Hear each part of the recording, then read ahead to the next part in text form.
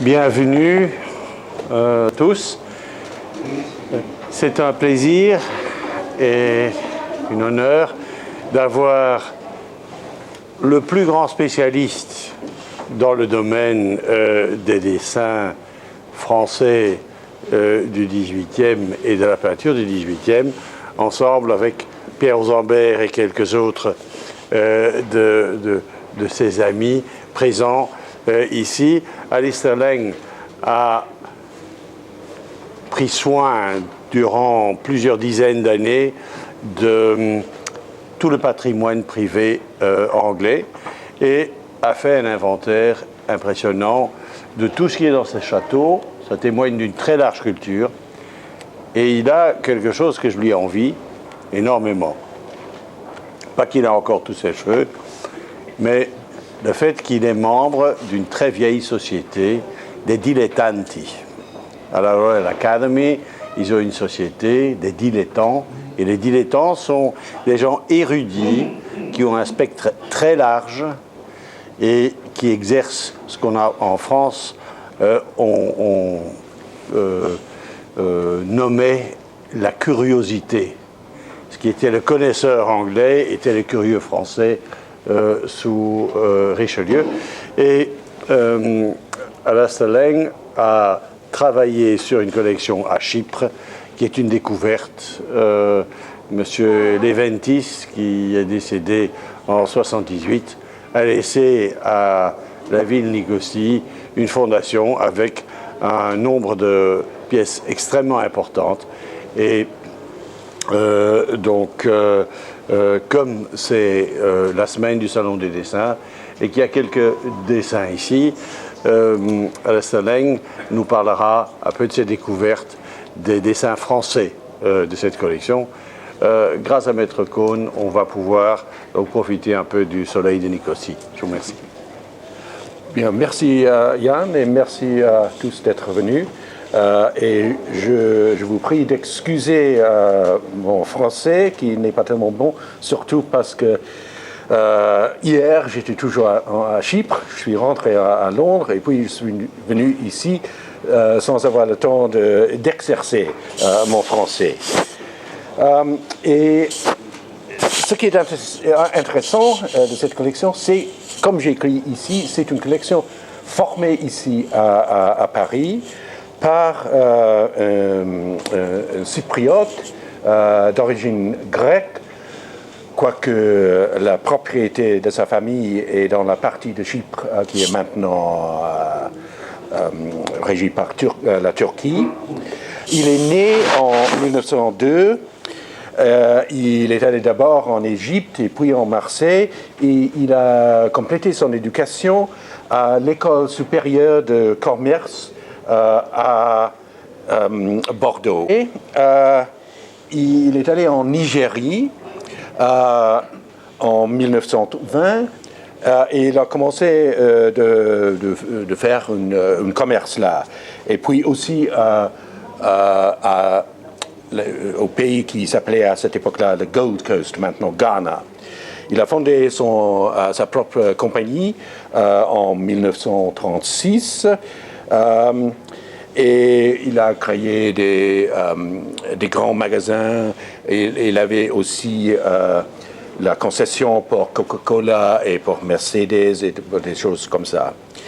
Et après avoir commencé sa fortune en Afrique, il est venu ici en Paris et il a acheté un appartement dans le boulevard Souchet. Et puis il a exploité ses affaires en Afrique et il est devenu très riche. Il a acheté un appartement dans l'avenue Foch, numéro 406. Et en 1966, il est devenu l'ambassadeur de Chypre à UNESCO, ici à Paris. Et finalement, il est mort en 1978.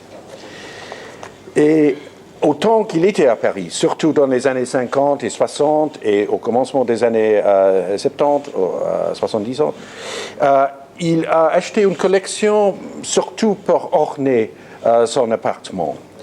Surtout de l'art français, mais aussi avec d'autres choses très intéressantes. Et puis, il a eu l'idée de créer une vraie collection qu'il pourrait léguer au Chypre, qui à cette époque-là n'avait aucune galerie d'art.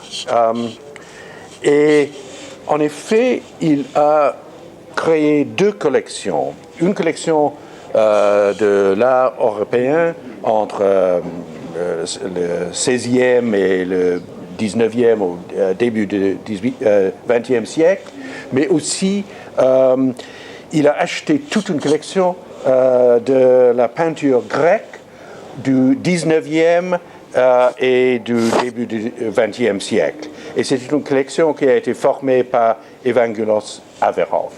Et ça, cette collection, c'est une collection en effet assez complète de tous les artistes majeurs de la peinture grecque.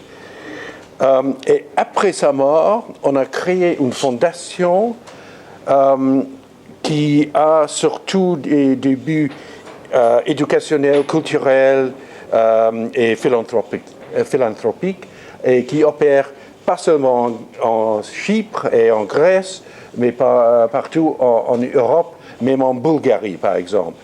C'est très important dans le domaine de l'archéologie. Et déjà, après sa mort, on a créé ce qu'on appelle le Leventis Municipal Museum en Nicosie. Et c'est un musée de l'histoire de Nicosie. Mais aussi, la fondation a payé pour des galeries de l'art cypriote ancienne dans le British Museum, dans le Metropolitan Museum à New York, dans l'Ashmolean à Oxford et le Fitzwilliam à Cambridge. Et je ne sais pas, peut-être quelques-uns d'entre vous ont vu l'exposition au Louvre il y a 2 ans, Chypre entre Byzance et l'Occident, 4e au 16e siècle. Parce que ça aussi a été organisé par la Fondation Leventis. Et je ne sais pas exactement pourquoi ça a duré tant de temps après sa mort en 1978 de créer un musée, une galerie à Nicosie pour abriter sa collection. Mais il y a 7 ans, il y avait un concours international qui a été gagné par des architectes anglais, Fielden Clegg Bradley, et on a construit la première galerie d'art pour le public en Chypre. Et il a 3 sections et même 3 étages. Et en effet, ça, ce que je porte, je l'ai de l'ouverture de ce musée il y a 2 jours. Ça, c'est la forme du musée. C'est entre un L pour Leventis et une P grecque pour Pinakothek, Pinakotiki. Et cette collection, sur le premier étage, c'est la collection qu'on appelle le Paris Collection, c'est-à-dire la collection qui est formée par tous les meubles, les peintures, les sculptures qui ont orné son appartement ici à Paris, dans l'avenue Foch. Et puis le deuxième étage, c'est cette collection grecque dont j'ai parlé, et finalement, à l'entresol, il y a pour l'instant une assez petite collection cypriote, mais qui va devenir plus grand. Et la plupart de la collection française, il y a 2 parties en effet. Il y a une partie 18e et il y a une partie impressionniste et post-impressionniste.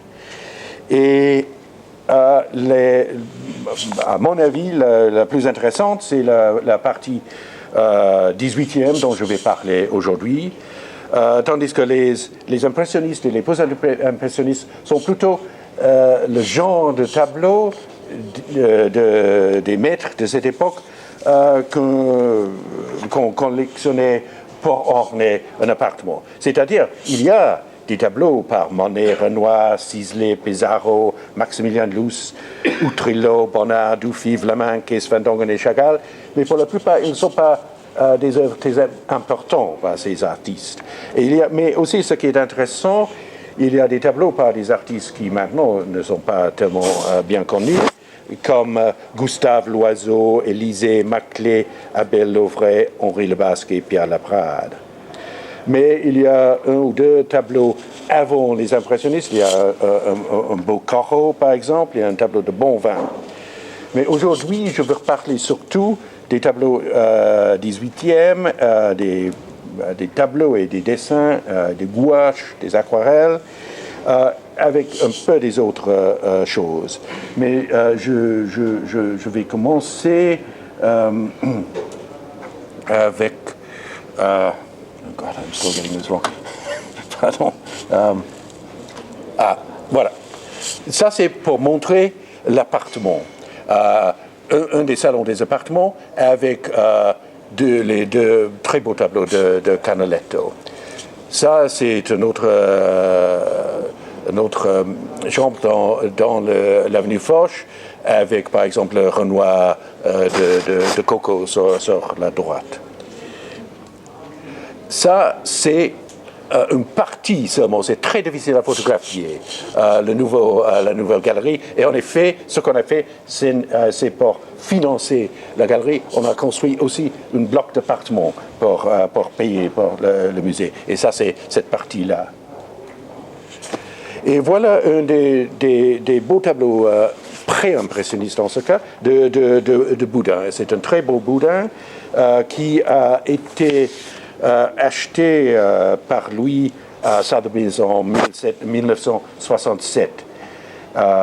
C'est un tableau qui a appartenu à la collectionneur Peter van der Velde et puis qui appartenait à Germain et puis Jacques Seligman. Il y a un autre tableau de Boudin dans la collection, une esquisse très intéressante. Et puis, il y a ce tableau assez petit mais très fort de Paul Signac, qui s'appelle Samoa le Chaland, signé et daté 1901. Et c'est intéressant parce que la première fois qu'on sait quelque chose de ce tableau, il appartenait à le grand connaisseur Count Harry Kessler. C'était dans sa vente chez Drouot en 1908, et un autre Signac qui lui appartenait, se trouve maintenant dans la Galerie nationale à Prague.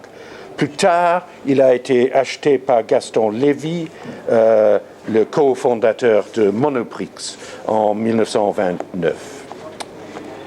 Mais aussi, avant de vous montrer les tableaux du XVIIIe siècle français, il y a quelques autres choses qui sont assez intéressantes. Surtout, ce tableau assez grand par un artiste allemand fin 15e siècle, dont pour l'instant on n'a pas une bonne attribution. Il semble par un artiste de Lorrain qui a travaillé à Strasbourg. C'est le festin dans l'hôtel de Simon Levy, avec Judas sur la droite et Simon Levy sur la gauche. Et ce qui est curieux, c'est que pour la plupart, le tableau est tout à fait allemand, mais le fond, c'est une architecture Renaissance, plutôt ce qu'on trouve dans la peinture française à cette époque-là. Et il n'a pas encore été étudié. Et c'est la seule chose de ce genre qui se trouve dans la collection, et on ne sait pas quand et pourquoi M. Leventis l'a acquis. Puis, il y a ce tableau très intéressant. Je suis sûr que beaucoup de vous connaissent des tableaux de cette espèce. Ils se trouvent dans les ventes de temps en temps, normalement attribués à Daniel de Moustier ou de Moustier, et parfois comme attribués à Jean Ducaillet. L'intéressant, c'est que la seule chose sûre qu'on connaît de Jean Ducaillet, qui était active entre 1605 jusqu'à 1635, c'est un tableau qui a été montré au Palais de Trocadéro en 1878. Et alors, comment est-ce qu'on sait comment il apparaît? Heureusement, j'ai trouvé au Whit Library à Londres une photo de ce tableau pris à cette époque-là, et c'est évident en effet que beaucoup des tableaux qui sont attribués à Jean Doucaillé sont en effet par lui. Et on sait, ce tableau était un portrait qui est, ce portrait dans l'exposition au Palais du Trocadéro est signé et daté 1635. Et c'est un portrait d'une Marguerite Madeleine Lecoq. Ce tableau-ci a été appelé Anne de Bretagne, demoiselle de Goëlo, ou peut-être sa sœur, Marie d'Avaugour de Bretagne, duchesse de Montbazon. Mais pour la plupart, il semble que ces tableaux ne sont pas des vrais portraits, ils sont plutôt des portraits de fantaisie. Et ce qui est intéressant, c'est que les visages des femmes sont inspirés par la Joconde, qui était déjà ici en France. Et il y a même un tableau au Musée des Beaux-Arts à Tours qui s'appelle « Buste de femme inspirée de la Joconde ». Alors c'est intéressant d'avoir ce bon exemple de Jean Doucaillé. Mais c'est sûr, il n'y a rien de semblable, rien d'autre de cette époque. Il y a aussi beaucoup de nature morte dans la collection. Pour la plupart, ils sont des tableaux des fleurs, mais parce qu'il est français, c'est-à-dire il a travaillé en France au moins, je vous montre ce très beau tableau signé et daté par Paul Liégeois en 1666. Et en effet, il n'y a que 2 tableaux signés et datés par lui. C'est assez rare. Et Liégeois est entre les tableaux plus austères de Louise Moyon et Lubin Baugin et Jacques Linard et les tableaux plus riches de Pierre Dupuis.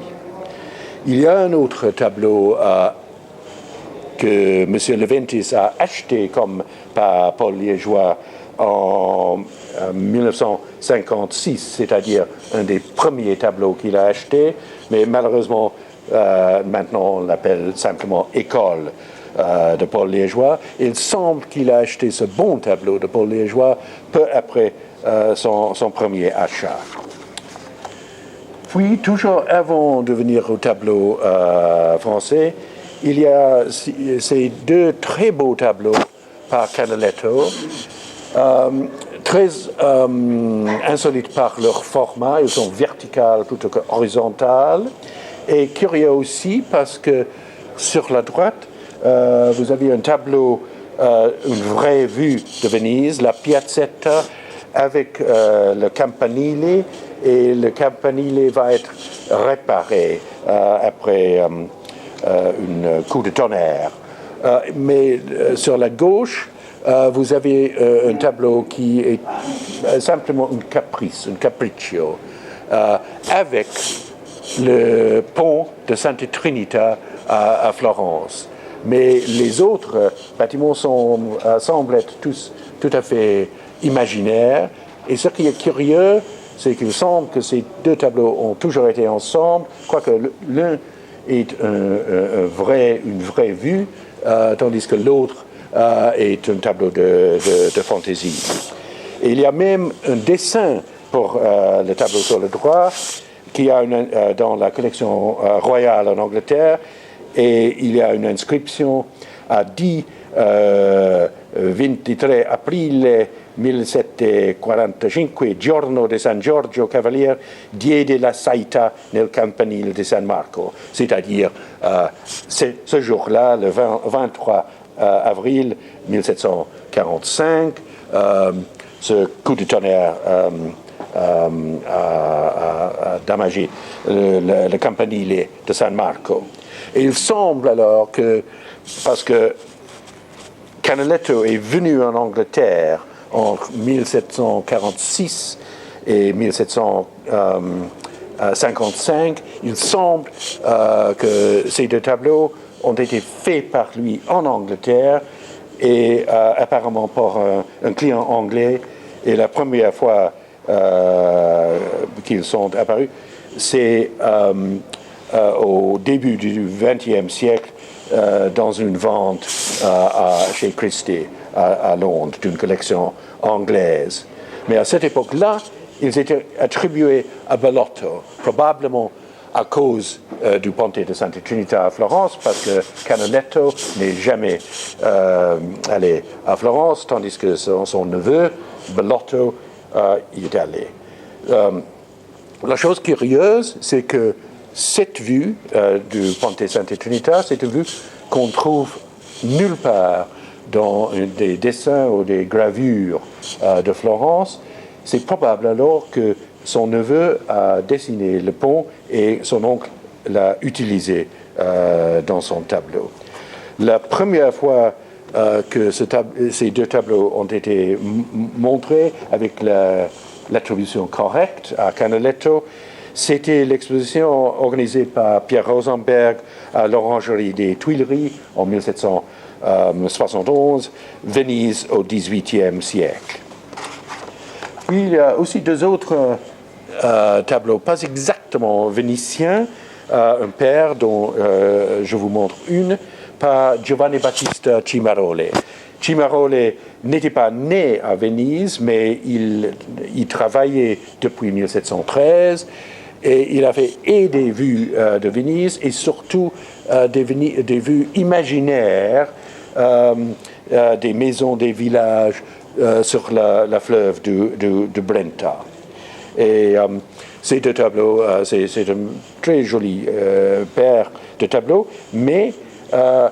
Leventis les a achetés pas comme Cimarole, qui à cette époque-là n'était pas connu, il les a achetés dans les années 60, comme par Zuccarelli. Mais maintenant, on connaît beaucoup mieux l'œuvre de Cimarole et ils sont de très, très bons œuvres. Alors maintenant, commençons avec les tableaux français 18e. Le joyau de la collection, c'est ce tableau de Jean-Baptiste Oudry, comédien italien dans un jardin. Et c'est très intéressant parce que c'est le seul tableau de ce genre qu'Oudry a peint dans un tableau. Il a fait des dessins et des gravures, mais jamais un tableau. Mais c'est un tableau qui avait telle importance pour lui qu'au début, il ne l'a pas vendu, il l'a gardé chez lui. Et il existe, fait pour la plupart par son atelier, une douzaine de tableaux. Et jusqu'à récemment, une douzaine de copies de ce tableau. Et jusqu'à récemment, une de ces tableaux de l'atelier était regardé comme le premier fait par Oudry lui-même.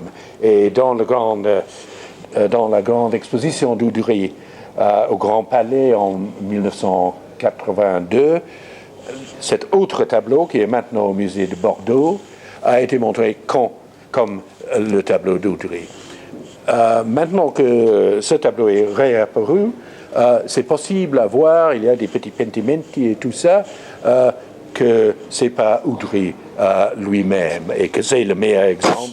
Il a été accepté par le grand expert d'Oudry, Hans Oppermann. Il y a une chose aussi très curieuse, que malheureusement est trop petit pour vous avoir, mais ici sur la robe avant la robe de la dame, il y a une mouche illusionniste. Et c'est le seul exemple de ce tableau qui a cette mouche.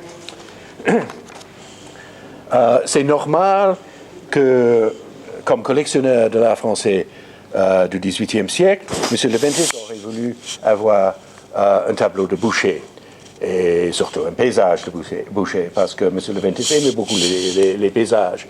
Il a acheté ce tableau-là, comme par Boucher, au Palais Galliera en 1963. Malheureusement, c'est pas par Boucher, c'est par un élève de Boucher qui était spécialiste du paysage et que Boucher lui-même a recommandé à la manufacture d'Aubusson pour dessiner des paysages pour les tapisseries d'Aubusson. Mais ces œuvres sont très reconnaissables. Son chef-d'œuvre, signé et daté 1754, a été vendu aux enchères à New York en 1992.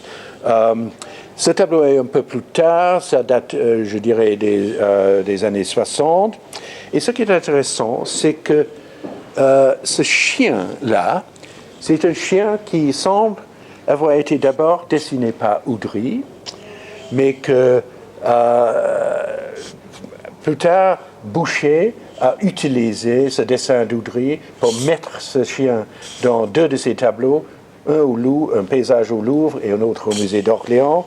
Et puis, l'élève de Boucher, Julia, lui-même a pris le même chien et le mis dans un de ses tableaux.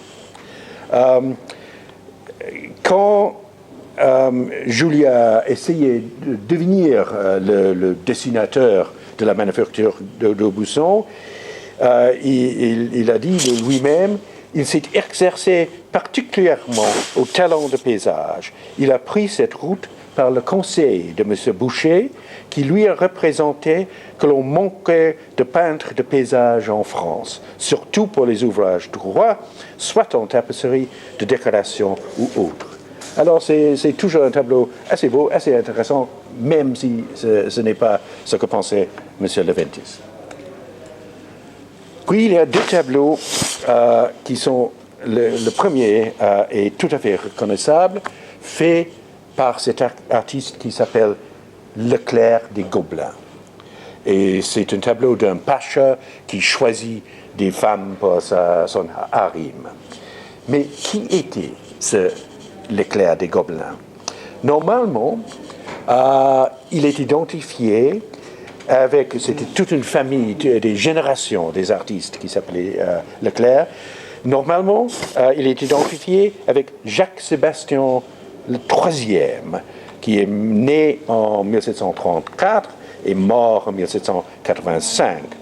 Le problème, c'est que un des tableaux de cette espèce est signé LC 1751, quand Jacques-Sébastien n'avait que 17 ans. Alors c'est assez peu probable qu'il l'aurait peint.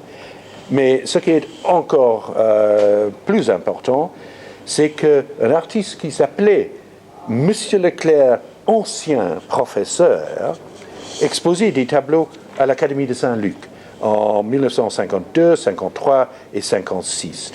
Alors c'est impossible qu'un jeune homme qui n'avait même 20 ans aurait été appelé ancien professeur.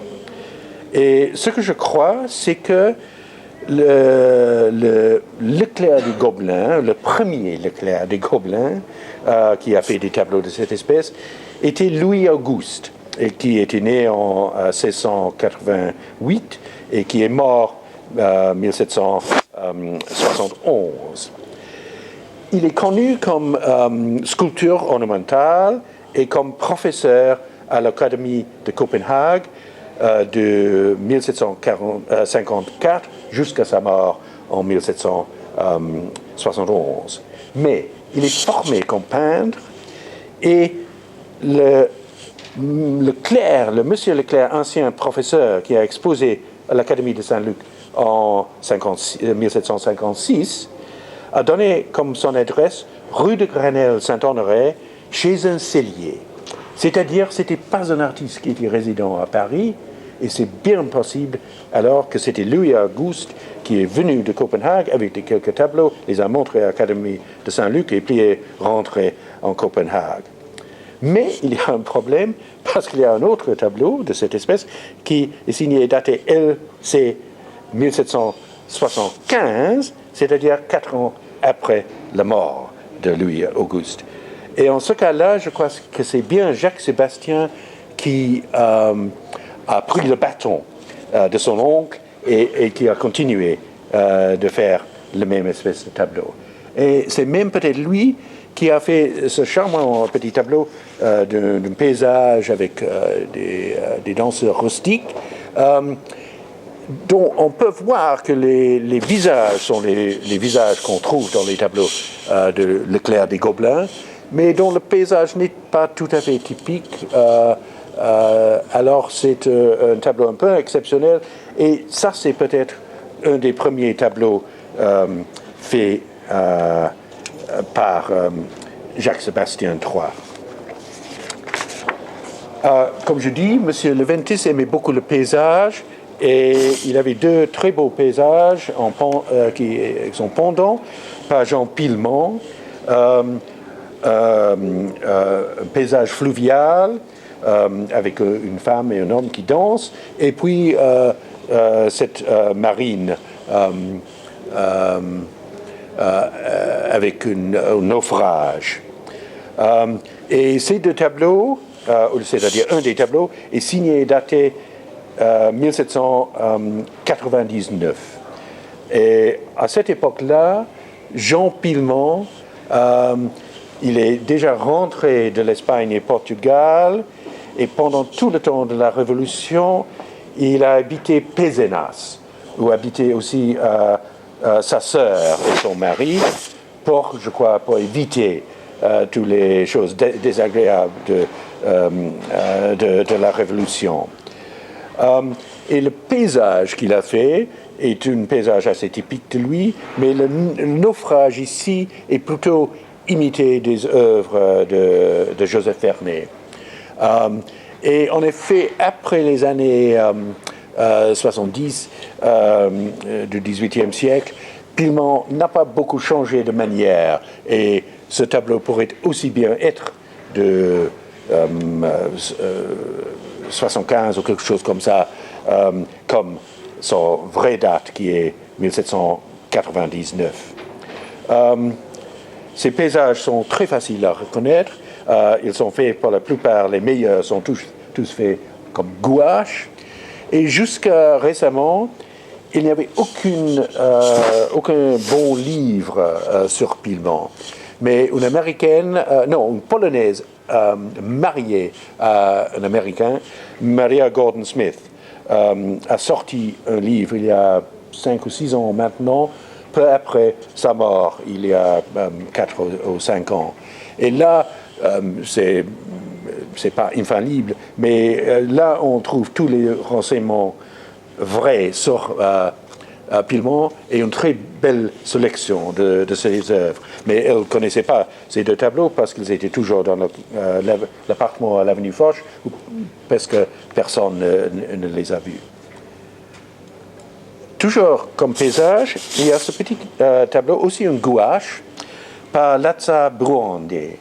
Et peut-être quelques-uns d'entre vous, à l'école, ont appris cette chose très curieuse, que la journée de la chute de la Bastille, Louis XVI a écrit dans son journal, il n'a rien dit de la chute de la Bastille, il a dit simplement: je n'ai rien rencontré en traversant la forêt, c'est-à-dire la forêt de Fontainebleau, sauf Bruandais et des sangliers.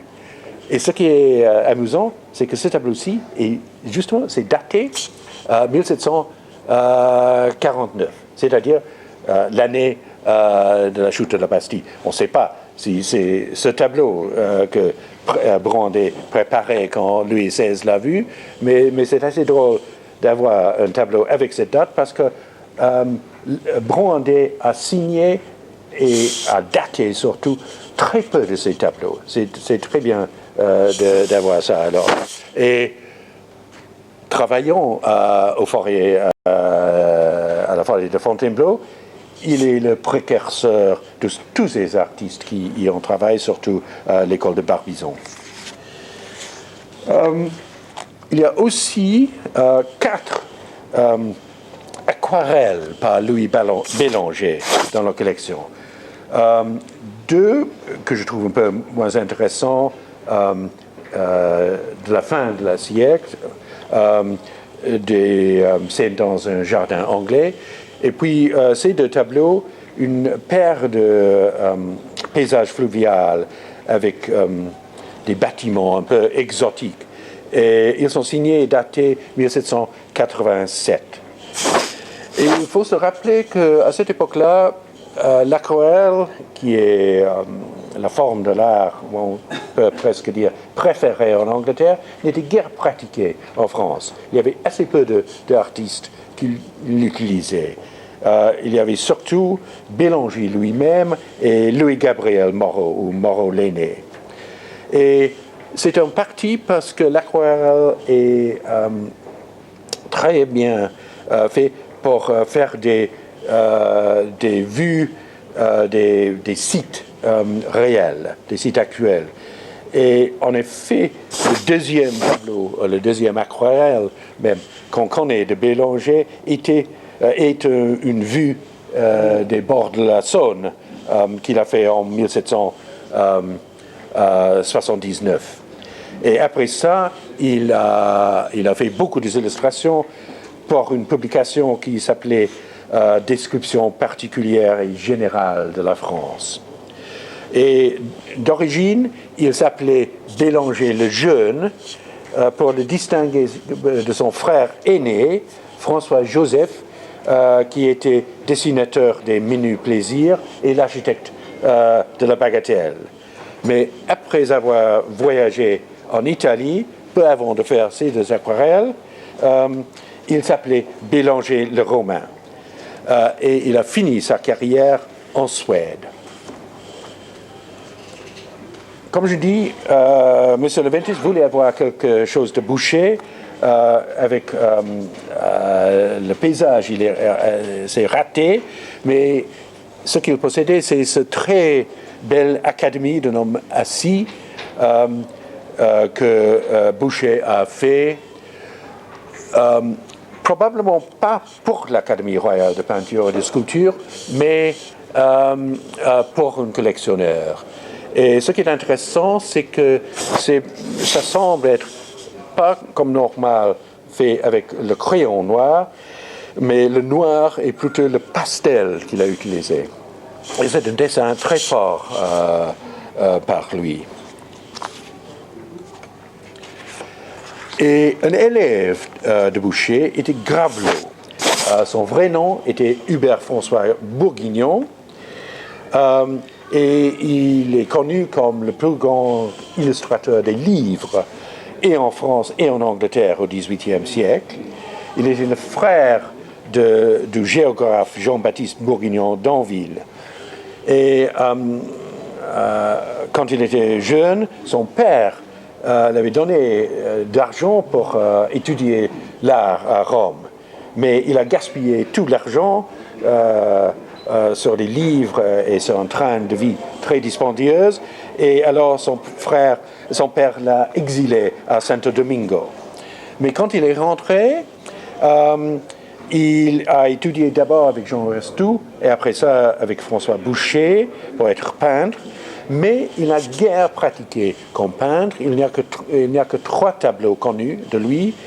Il est plutôt connu comme dessinateur et surtout dessinateur pour des livres. Il est allé en Angleterre de 1733 jusqu'à 1745 et là il a illustré par exemple les pièces de théâtre de Shakespeare et le roman de Samuel Richardson, Pamela et beaucoup d'autres choses. Et ce qui est intéressant, c'est que ces illustrations pour les livres sont sur une échelle assez réduite pour les livres octavo normalement, mais quand même, pour quelques-uns de ces illustrations, il a fait des dessins comme celui-ci sur une échelle beaucoup plus grande. Mais des dessins de cette espèce sont très rares. Il y en a 3 au Louvre et 2 ou 3 ailleurs. Et c'est un très, très bel exemple de son art. Un autre artiste qui a fait beaucoup d'illustrations pour livres, c'est Fragonard. Mais ce qui est curieux chez Fragonard, c'est que, quoiqu'il avait beaucoup de séries d'illustrations de livres, aucune de ces illustrations a été gravée. Et par exemple, il a fait des séries sur les œuvres de La Fontaine, de Tasso, d'Arioste, de Cervantes. Et aucune a été gravée. Il a aussi fait une série plus insolite pour un livre de son propre époque. Le livre s'appelle Aline, reine de Golconde, qui a été écrit par le chevalier de Boufflers et publié en 1761. Et il semble que Fragonard a fait ce dessin juste après son retour d'Italie pour la première fois en septembre 1761. Le sujet, c'est-à-dire le titre du dessin, c'est Aline demandant l'aumône. Mais malheureusement, je ne connais pas l'histoire d'Aline, je ne peux pas vous la raconter. Mais c'est un livre qui a acquis pour Boufflers, qui à cette époque-là était dans le séminaire de Saint-Sulpice, l'accusation de libertinage. Il a été expulsé de Saint-Sulpice, mais ça n'avait pas grande importance pour lui, parce que sa mère, qui était la marquise de Boufflers, n'était pas seulement une amie de Voltaire, mais aussi la maîtresse de roi Stanislaus Leszczyński. Et le roi Stanislaus a donné beaucoup des abbés à Boufflers. Il était abbé commendataire de quelques très riches abbés. Puis je vous montre ce dessin-ci, un dessin d'une jeune femme dans un ovale, parce qu'on ne sait pas du tout par qui c'est.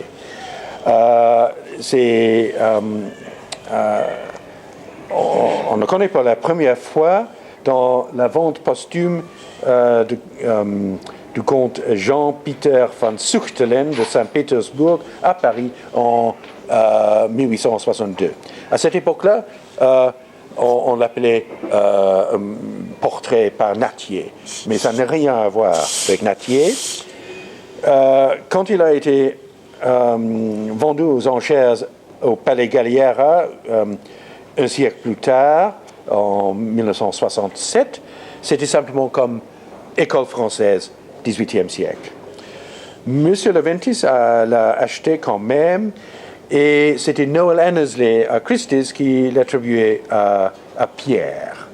Mais ce n'est pas de Pierre non plus, ni de D.E., c'est une autre suggestion. Et si quelqu'un peut me dire qui est l'artiste de ce tableau, je serai très, très reconnaissant. Il y a toute une série d'œuvres de Hubert Robert dans la collection, dont je vous montre seulement quelques-uns. Surtout, c'est deux très belles sanguines.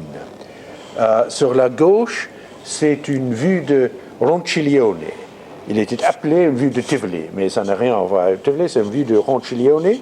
Et l'autre, qui s'appelait une vue de l'aqueduc à Civita Castellana, et c'est écrit en bas Civita Castellana, c'est pas un aqueduc du tout, c'est un viaduc qui a été construit par le pape Clément XI en 1707.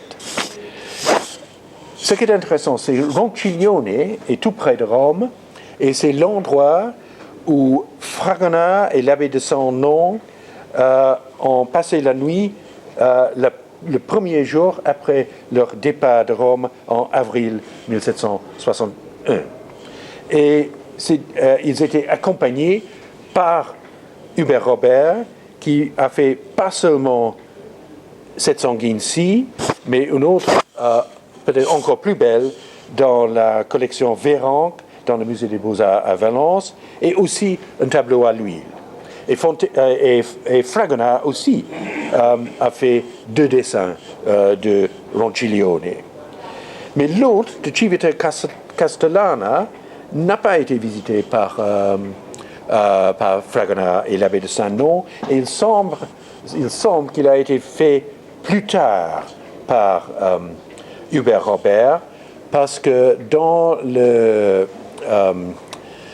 carnet de dessin d'Hubert Robert, qui était dans la collection Gamay et puis dans la collection de la comtesse de Béhague, qui a été vendu chez Sotheby's dans les années 1940, il y avait dans ce carnet un dessin du viaduc à Civita Castellana. Et c'est-à-dire, il a été fait en 64 ou 65.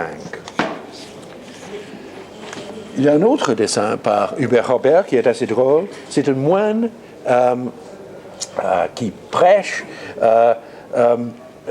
dans un fragment d'un sarcophage romain, et derrière lui, il y a la pyramide de Cestius à Rome. Et c'est probable que ça, c'est une esquisse. Je ne crois pas qu'il a été fait d'après la vie, mais fait quand même à Rome par Hubert Robert dans les années 60. Et il a utilisé plus tard dans beaucoup de tableaux qu'il a peints en France, et avec des cadres architecturaux différents. Et le plus curieux de tout, c'est il y a un tableau qu'il a exposé au salon de 1791, c'est-à-dire après le commencement de la Révolution, et lui-même alors a moqué les prêcheurs parce que dans le livret du salon, le tableau qu'il a fait est décrit comme si un prédicateur au milieu de ruines anciennes ayant endormi ses auditeurs, j'espère que je ne vous ai pas endormi, prend l'occasion de cueillir et de manger des cerises d'un arbre. Et en effet, il y a un arbre devant lui et il prend les cerises de l'arbre. C'est un tableau très très curieux qui existe toujours. Aussi, un Français à Rome, André Lebrun, c'est le recto d'un dessin avec sur le verso un dessin pour 3 études pour une statue de Minerve.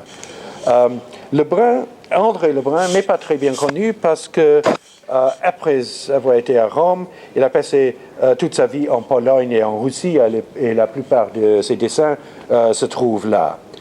Et ce dessin-ci, en effet, semble avoir été fait en Pologne pour le roi Stanislaus Augustus, pour le palais royal, le château royal à Varsovie. Et en effet, le dessin derrière, qui est plus faible que le dessin ici, de Minerve, ressemble beaucoup à une statue qui a été faite par lui pour le château royal à Varsovie. Toujours des aquarelles, Jean-Baptiste Huet. De très jolis petits aquarelles de Thétis et Protée sur la gauche et Jupiter et Sémélé sur la droite. Ils sont signés et datés 1783. Et Huet est un artiste très versatile, mais plus connu pour ses pastorales que pour des sujets mythologiques. Et en effet, dans le salon de 1779, il a exposé un grand tableau à l'huile de Hercule et Omphale. Et un des critiques a écrit par exemple « Pourquoi a-t-il quitté son propre champ ? Il aurait mieux fait de peindre Hercule en taureau, Omphale en vache et l'amour en oison. » Alors, Huet était découragé de montrer d'autres tableaux mythologiques au salon, mais un aquarelle est quelque chose de plus décoratif, et en effet, il l'a fait pour être gravé. Il a été gravé par Bonnet, et les deux aquarelles se trouvaient dans la collection de Bonnet à sa mort en 1993. Le sujet de l'aquarelle sur la gauche est la seule peinture de ce sujet que je connais. Et le titre, le titre de la gravure est « Thétis écoute Protée qui lui prédit qu'il aura un fils plus puissant que son père. » Et à cause de cela, Jupiter a résisté à la tentation de séduire Thétis et il l'a mariée à un mortel, Pélius. Et elle était la mère et Pélius le père d'Achille.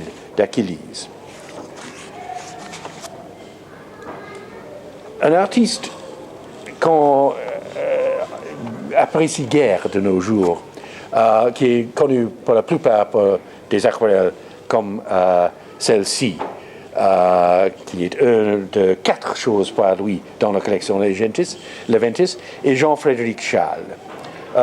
Et en effet, ces danseuses ou ces femmes dans un parc n'ont pas de grand intérêt. Mais je vous le montre parce que ça, c'est la chose plus typique de lui. Ce qui est plus intéressant, c'est cette peinture à l'huile sur cuivre qui a été faite pour une gravure aussi par Bonnet qui s'appelle L'éventail cassé. Mais l'intéressant, c'est qu'à cause du sujet un peu grivois, la gravure a été éditée sans nom de l'artiste, sans nom du graveur. Et à cause de cela, longtemps, ce tableau et son pendant, qui s'appelle L'amant écouté, ont été faussement attribués à Huet. Et même dans le Mühlbacher, ce tableau se trouvait dans la vente Mühlbacher à Paris en 1899, et il a été vendu comme par Huet. Et c'est parce que les gravures aussi ont acquis le nom de Huet. Mais il y a d'autres tableaux de ce même sujet, mais situés à l'extérieur plutôt que dans un intérieur, dont un est signé et daté par Chasles, 1795, et c'est évident en effet que lui est bien l'artiste. Il y a une version plus petite de ce tableau sur panneau qui est un peu plus délicat. Et je crois que ça, c'est peut-être le tableau original. Et ce tableau-ci a été fait pour être gravé par Bonnet, et ça se trouvait dans la collection de Bonnet à sa mort. Puis il y a 2 autres tableaux par ou attribués à Chasles. Le tableau sur la gauche, qui n'est pas fini, s'appelle La ruse de l'amant, et le tableau sur la droite, Le baiser quémandé. La ruse de l'amant se trouvait dans une exposition à Londres en 1902, attribuée à Gabriel de Saint-Aubin. C'est sûr que ce n'est pas de lui, et Émile Dacier ne l'a pas accepté. Mais dans une vente à Paris, quand il a été acquis par M. Leventis en 1958, une vente de Maître Adair, il a été attribué à Chasles. Et je crois que c'est une bonne attribution. Il a été vendu pour 1 50 000 francs, mais anciens. Le baiser quémandé, que M. Leventis a acquis au Palais Galliera en 1963, a été vendu pour 8 470 francs, parce que déjà la réforme le franc a eu lieu. Et ce tableau a toujours été attribué à Chasles, et je crois aussi que c'est une bonne attribution. Et par comparaison avec d'autres artistes qui ont fait des sujets de ce genre, des sujets un peu érotiques, Chasles s'intéressait beaucoup plus aux figures qu'au cadre de la scène, qu'à l'intérieur. Et c'est pour ça que je crois que c'est de lui. Et il a toujours eu cette réputation d'être un artiste un peu, comme on dit, grivois. Et dans le salon de 1993, c'était d'ailleurs au moment pire de la Révolution, il a exposé un tableau qui s'appelait Le Nid d'amour. Malheureusement, le tableau est perdu, on ne sait pas comment il était exactement, mais un des critiques a dit « C'est dommage que cet artiste a profané ses dons et qu'il a oublié que les arts, au lieu d'inspirer le vice, sont faits pour propager la vertu et la moralité. » Mais je ne crois pas que ça avait beaucoup d'importance pour Chasles. Finalement, le dernier tableau, c'est un des autres chefs-d'œuvre de la collection, par Louis-Léopold Boilly. Et à la première vue, ça semble être un portrait d'une jeune femme dans un parc qui est appuyée sur un méridien. Mais quand on regarde de plus près, on voit qu'il y a une petite fille là aussi. Et ça serait très curieux pour un portrait. Et en effet, il n'a pas été fait pour un portrait. C'est un détail d'un des meilleurs tableaux de Boilly qui se trouve au Louvre, l'arrivée d'une diligence dans la cour des messageries, qu'il a fait en 1803 et exposé 2 fois dans le salon de 1804 et du salon de la Restauration de 1814.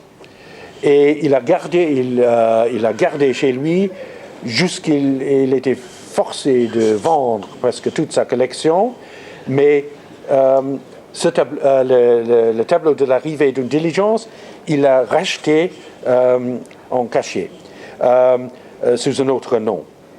Et à sa vente posthume, il a été acheté par Louis-Philippe pour 4 fois l'estima, et à la Révolution de 1848, il est passé au Louvre. Et quand vous regardez le tableau de l'arrivée d'une diligence dans la cour des messageries, vous verrez cette jeune fille et la petite fille derrière elle sur la côté droite du tableau.